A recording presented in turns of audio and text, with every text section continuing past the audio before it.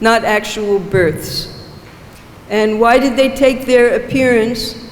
Just to give us the opportunity to become attracted to their transcendental pastimes. So when Yashoda Mai came with Krishna in her lap, she was so attracted to that little child. She didn't even look at Kirtida. She immediately went to see the beautiful little girl with Krishna in her arms. And at that time, when Radharani and Krishna as little babies were together face to face, then only Srimati Radharani opened her eyes and saw for the first time the first thing, Sri Krishna, as a little child. So that was the beginning of their pastimes, the first time they saw each other as little babies. And from there, their beautiful childhood pastimes are revealed. Maharaj mentioned that there was a wedding ceremony when they were just about 2 years old in Vrindavan, where they also assumed their forms. And Brahma himself came to perform this transcendental wedding. And then they enjoyed together there in Mahavan. And when Upananda and the other cowherd men suggested that now is the time, because there's so many calamities going on in Mahavan, let us move back to our ancestral grounds of Nandishwar. Because in Nandishwar, we know that the name Nandishwar itself means that Lord Shiva, he's residing there as the Parvat himself. That's Nandishwar Parvat. And for that reason, no demons, you'll never read about demons who come to attack Krishna and Balaram at Nandishwar Parvat, because he's protecting that whole area. So because so many demons had come to Gokul, they decided to return to Parjanya Maharaj's ancestral living place of Nandishwar Parvat. So we heard during Janmashtami time how Nanda Maharaj arranged for all of the residents in Gokul to come. And when Vrishabhanu Maharaj heard that Nanda Maharaj was leaving Mahavan, immediately he took his whole family and left along with them. This is simultaneously. If his best friend is leaving, of course he's going to go with him. So temporarily they set up their camp here in Chatikara. And Vrishabhanu Maharaj, he set up his camp. There's a small village just before you get to Radha Kund. The name is Basanta, that village name, where Vrishabhanu set up his village temporarily until Barshana was born? Basoti, yes. So nearby, walking distance, the little children, by this time they were 3 years old. Then in between Basoti and Chatikara, there's a village called Ral. It's just on the Radhakund road. And at that place, they would meet. They would also have their leelas all within the area, because by that time Krishna was herding the calves, and during the Poganda Leela, they had their pastimes there, just nearby here. Finally, Nanda Maharaj, he had prepared his home there in Nandagram, beautiful descriptions of that home in all the Shastras. And Vrishabhanu Maharaj, at the same time, he prepared his home at Barshana. Vrishabhanu, from Vrishabhanu's name comes the place of his residence, Barshana. So they transferred to Barshana, and Nanda Maharaj's family transferred to Nandagram. So again, they were very near each other, and the meeting place halfway between the two villages is a place called Sakhet, where they would give messages by smoke, by mirrors, by different sounds and light. They would give messages between Radha and Krishna where they would meet. And Vrinda Devi also, in the Nandagram area, she set up her place, her eternal residence there at Vrindakund. And Purnamasi being the disciple of Narada Muni, because she worshipped and loved Krishna so dearly, Narada Muni recommended to her that Krishna is appearing now, so you go there to Braj and live there. So Purnamasi played a pivotal role in the pastimes of Radha and Krishna as Yogamaya, Leela Shakti. So Purnamasi, she was given a place, a residence by the Jamuna, by Nanda Maharaj in Mahavan. And then when they moved to Nandagaon, she was also given a residence just nearby. Purnamasi's gufa is there in Nandagaon.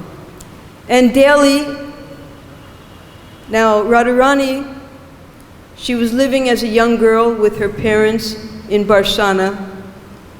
And it so happened one day, Durvasa Muni came to the home of Vrishabhanu Maharaj on a Dwadasi Titi. And Durvasa Muni, he had a reputation. Everyone knew how easily he became angered because he's an expansion of Rudradev. So when they saw Durvasa Muni arriving in Barsana, everyone ran in different directions.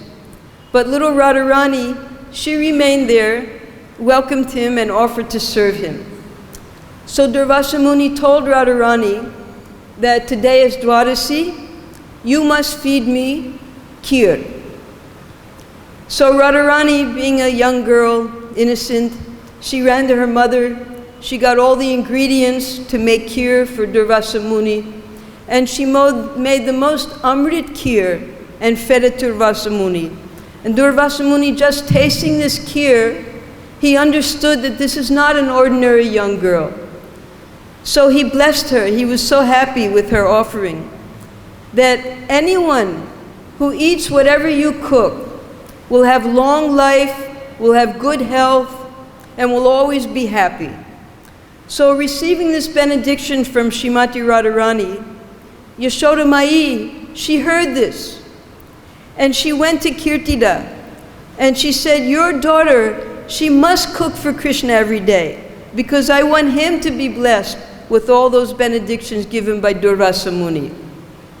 Now this was quite controversial, because Radharani was an unmarried girl, and Yashoda was asking her to come every day from Barsana to cook for her son, who was also a young boy, unmarried.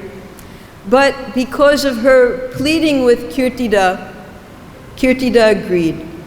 So daily, now if you go on the main road between Barsana and Nandagaon, it's 8 kilometers.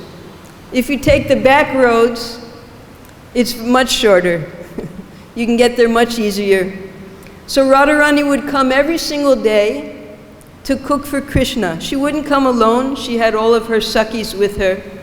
And Rupa Goswami in Radha Krishna Ganadesh Deepika, he describes all of the specific services rendered by the Sakhis of Radha.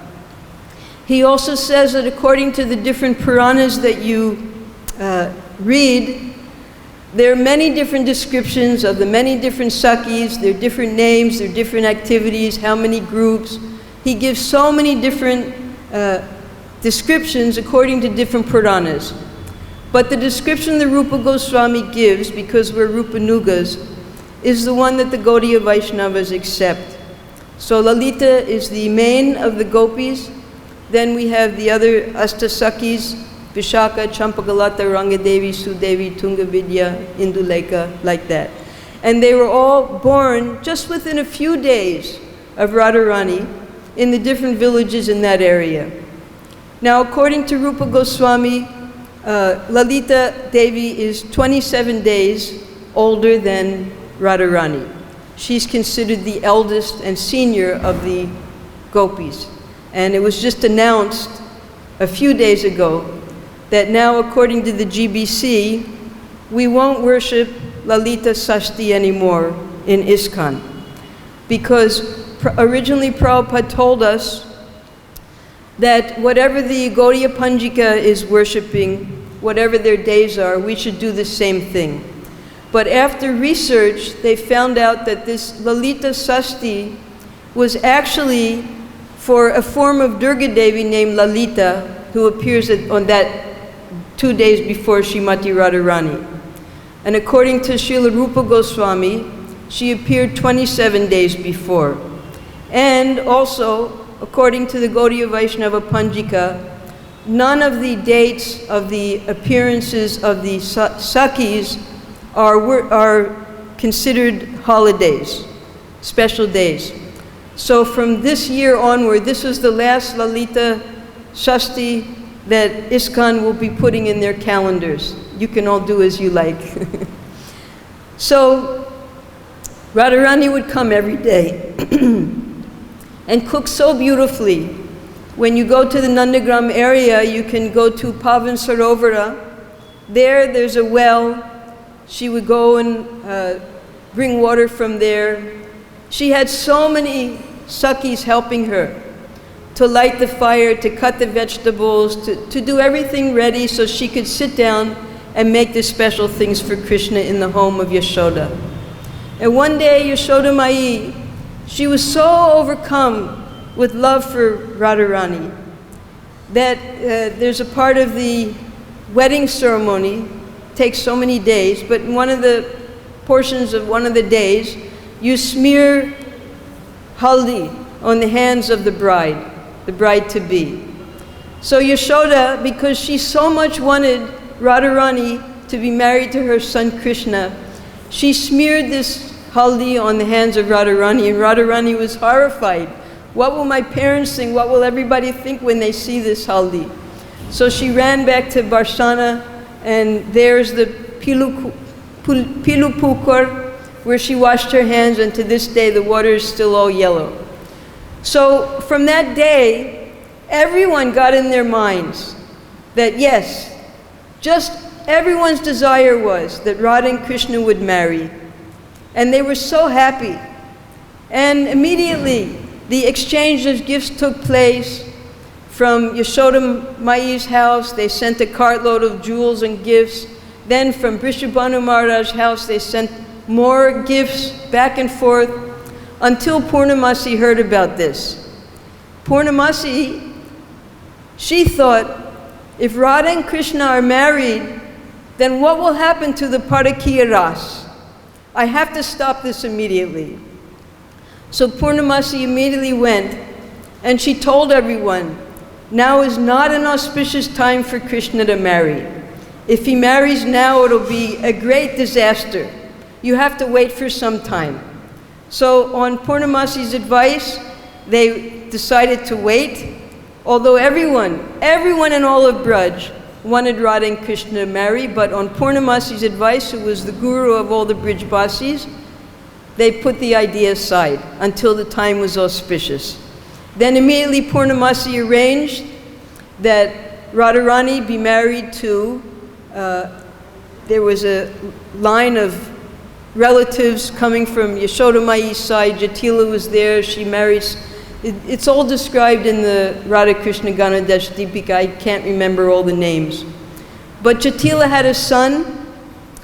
Even his name, there are different names given. They were Ghosh. They were the cowherd, the cowherd men.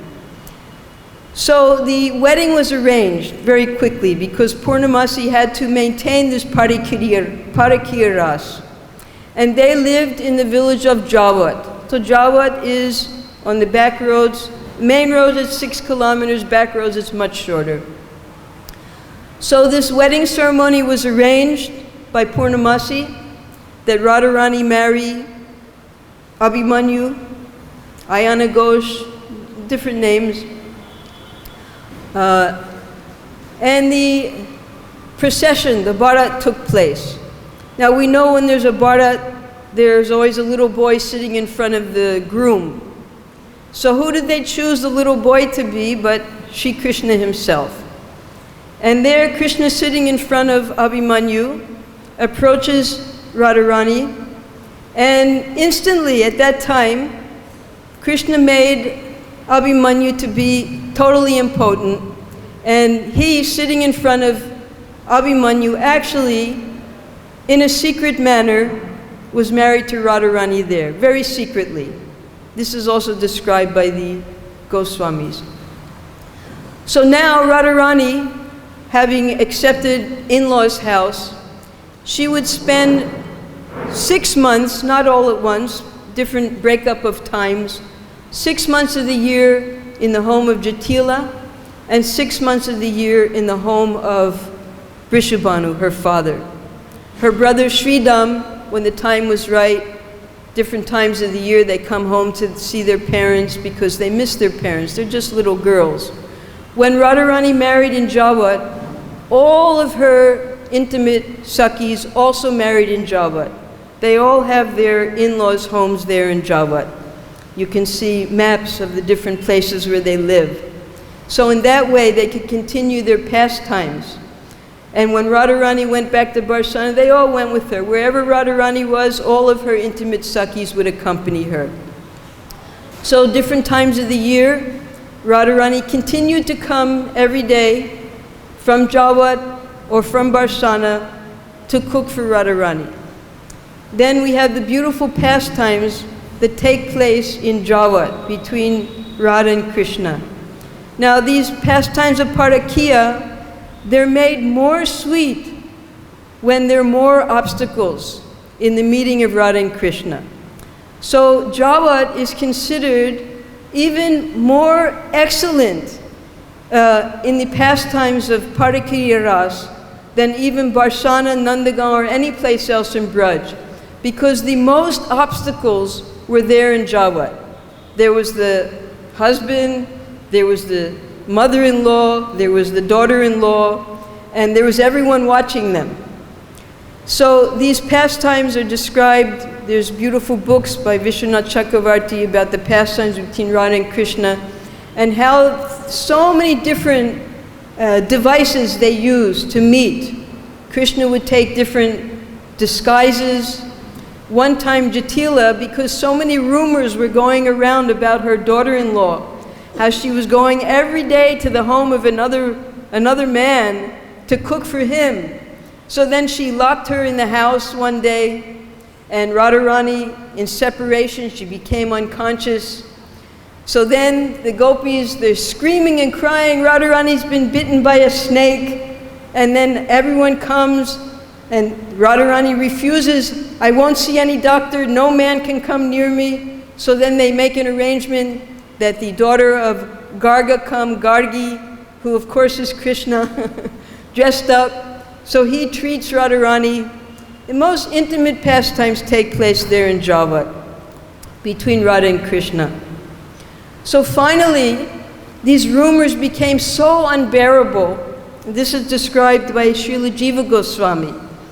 One of the most intimate reasons why Krishna left Braj. That Jatila and the mothers-in-law of the other gopis, the Sakhis, so many rumors were flying all over Braj that they're meeting at night, because in the daytime the gopis and Radharani could never meet Krishna. The gopis were at home. The cowherd boys, the cowherd men, they would go to herd the first they would go to the Goshala and milk the cows. Then they would go out all day in the forest and herd the cows. And when that milk was brought back to the homes, the young gopis, they were engaged in boiling the milk and making the butter and making the ghee. So they were at home and they were suffering separation all day from Krishna. And Krishna was with the Sakhas during the daytime.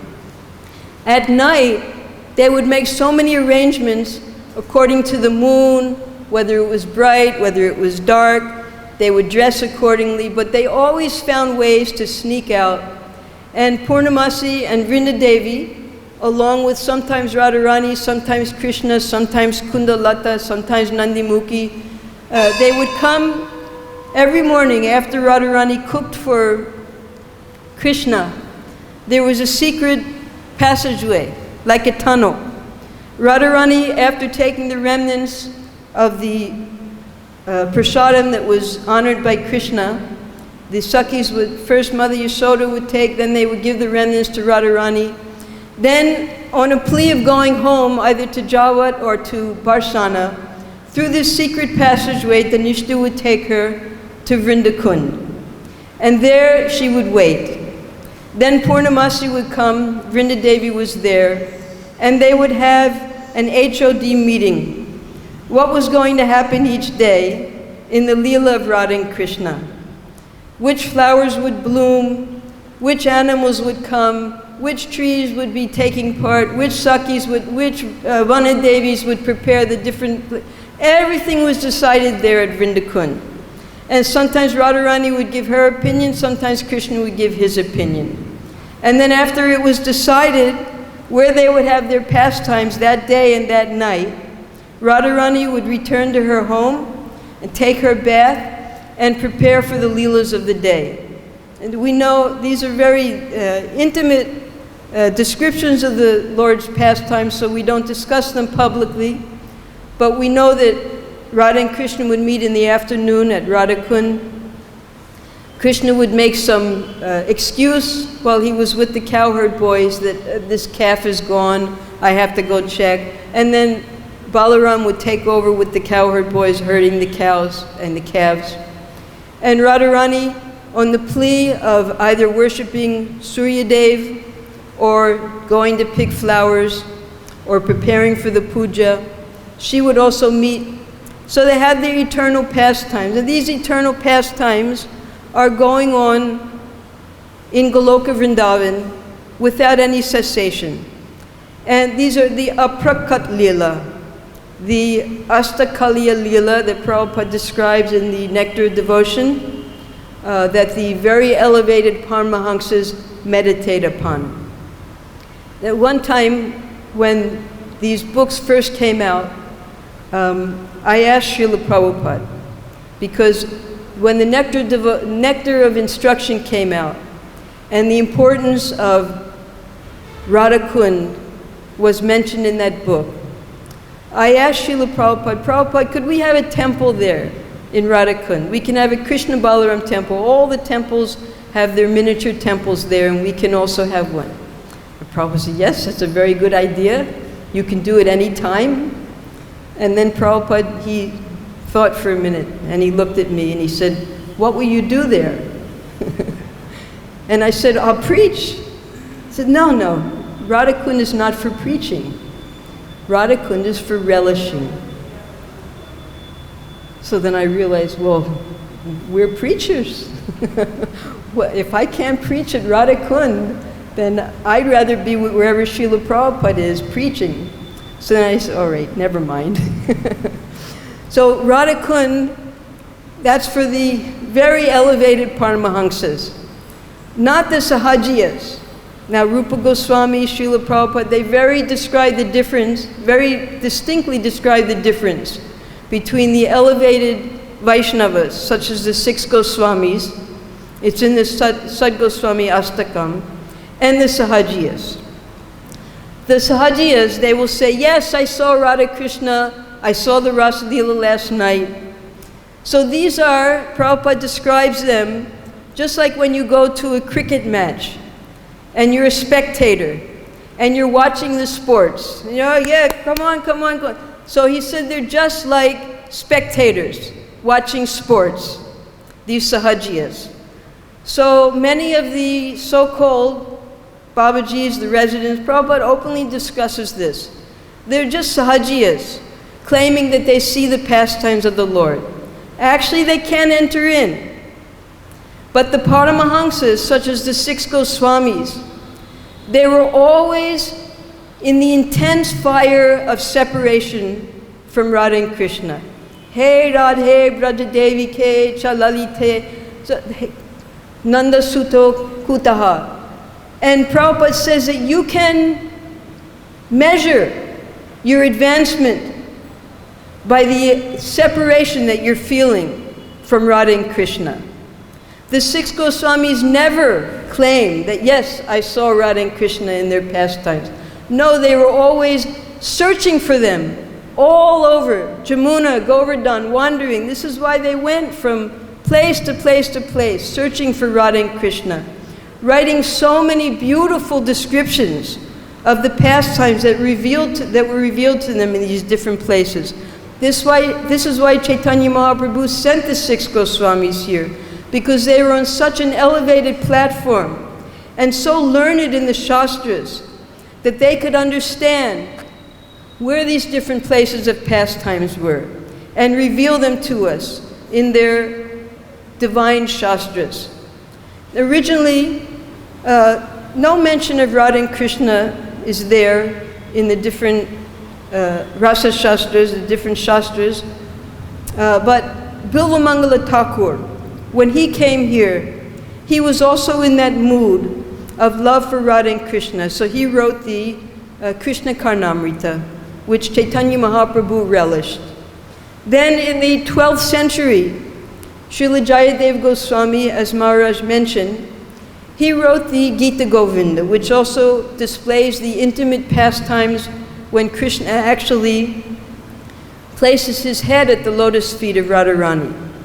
But because Jayadev Goswami understood that mundane people would take this to just be ordinary loving affairs, at the prelude to his Gita Govinda, he gave the Dasavatar, so that everyone could understand beforehand the greatness of Krishna, how he's the most powerful Supreme Personality of Godhead, and we're just getting a little view into his eternal Leela with his eternal consort, Srimati Radharani. Then after Jayadev Goswami, two Bengali poets, Vidyapati and Chandidas, in Bengali they wrote beautiful descriptions of Radha and Krishna Leela that Chaitanya Mahaprabhu relished. And then finally, Chaitanya Mahaprabhu himself, his associates, they expanded upon all of the Leela and the beautiful attributes of Radha and Krishna in their works. For instance, Srila Prabodhananda Saraswati, he wrote Radha Rasa Sudhanidhi, that gives a full description of all of the beautiful aspects of Srimati Radharani, her glorification. And then we have Rupa Goswami, we have Ramananda Roy, who wrote Jagannath Ballabha Nataka, that Sri Chaitanya Mahaprabhu relished. And finally, we have the Sikshastakam that Sri Chaitanya Mahaprabhu himself wrote. In that Sikshastakam that we hear every morning is the very quintessential mood of Srimati Radharani. Now, Srila Prabhupada explains to us, as Rupa Goswami says in the Bhakti Rasamrita Sindhu, that we cannot approach Krishna with our mundane senses. Na bhaved grayam indriya. It's impossible for us to know Krishna with our mundane senses.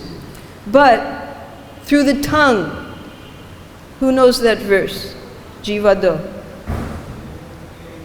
I'm terrible with verses. The na bhaved grayam indriya, but jivado. So Prabhupada explains that with our tongue, we can approach Krishna by chanting.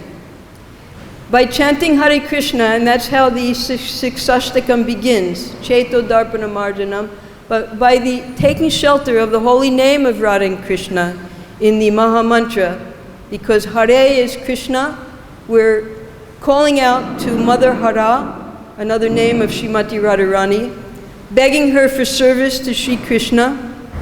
So by taking shelter of the holy name, then Krishna is pleased, and he will allow us to understand his transcendental qualities, his form, his Leela, his sweetness, and his most divine consort, Srimati Radharani, simply by chanting Hare Krishna.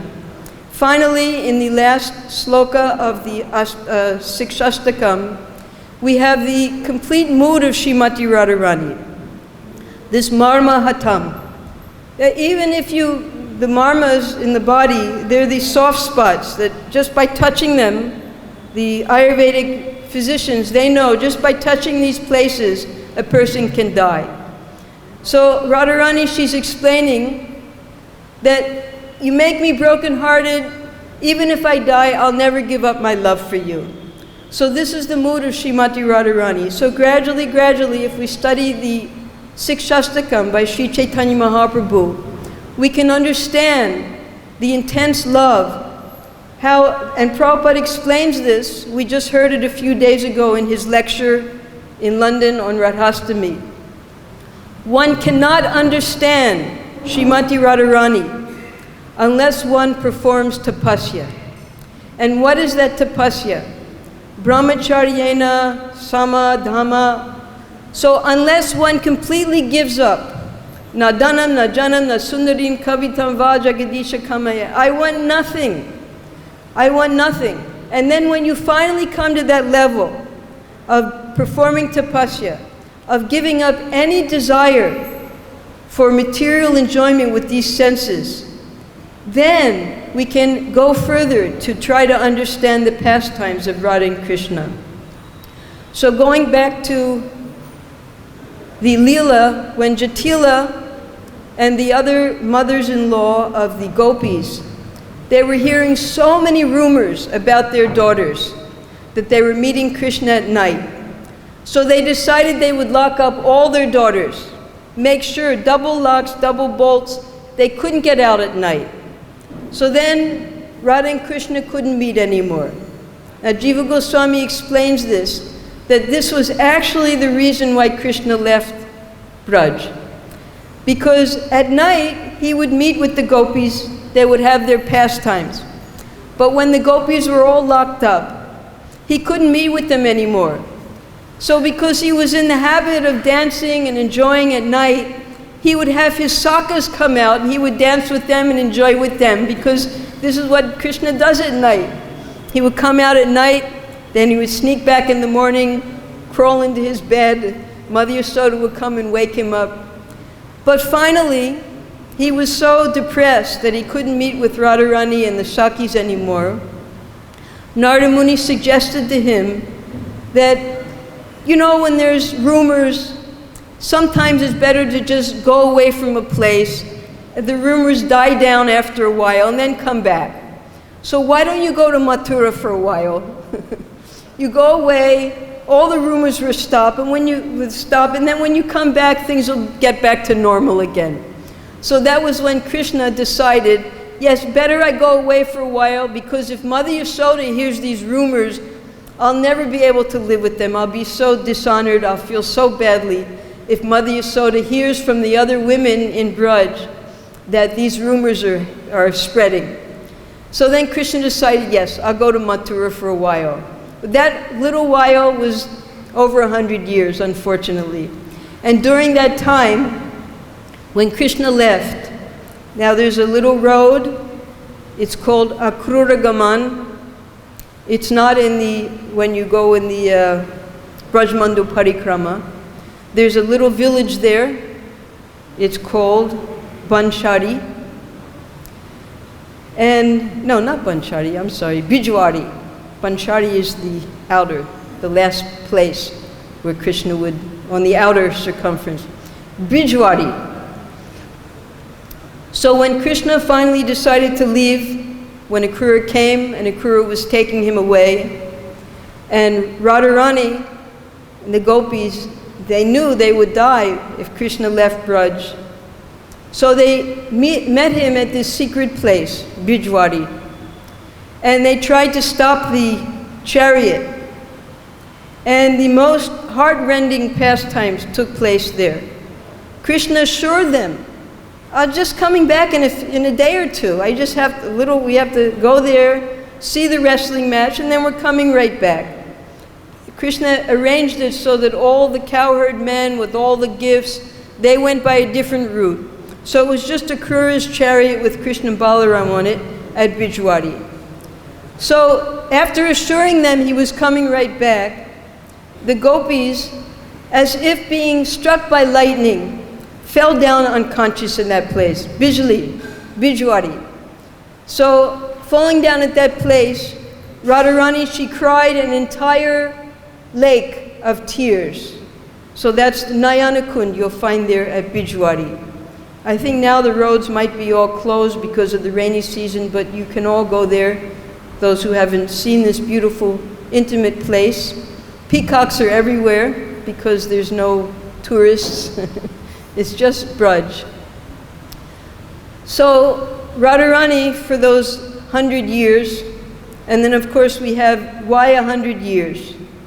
This pastime also was in the different Puranas that Krishna was once enjoying with another gopi, and Radharani, in her jealous anger, she wanted to enter the kund where they were, and Sridham, her brother, was guarding that kund, so no one could enter. So he stopped his sister. You can't enter. Who are you? Krishna's inside. He told me to guard. No one can enter. So she got so angry at her brother that, I curse you. You become a demon. You're acting just like a demon. Don't you know who I am? I'm the eternal Shakti. I'm the eternal associate of Sri Krishna. How you can stop me? So she cursed her own brother. You become a demon. So being her brother, you know, brothers and sisters, they often fight. He said, well, I curse you. You'll be separated from Krishna for 100 years. So the two of them are sitting there. They're crying. They've both been cursed and counter-cursed. Krishna comes out. What's the problem? So they tell him what happened. And then this is why 100 years. So Radharani, she had to tolerate that 100 years of separation. Sridham eventually took birth as Jalandhar. These different pastimes in the different Puranas, Brahma Vairata Purana, different pastimes. So we can read them, we can appreciate them, but the way we understand the pastimes of Radha and Krishna is through the books of the 6 Goswamis, particularly Srila Rupa Goswami. And if we want to know all of the details of Braj, all the different personalities, all of the different assistants to Srimati Radharani in her service to Sri Krishna, then we can read the Radha Krishna Ganodesh Deepika, and there you'll find every detail of who does what, which Saki helps Radharani in this way, which Saki helps Krishna, the messengers, who are the Varisht, who are the Vara, who are the Dutis. Everything is described there. So that when we hear these names, we understand what type of intimate service they're all rendering to Sri Sri Radha Krishna in the eternal abode of Sri Goloka Vrindavan. Thank you very much. Hare Krishna.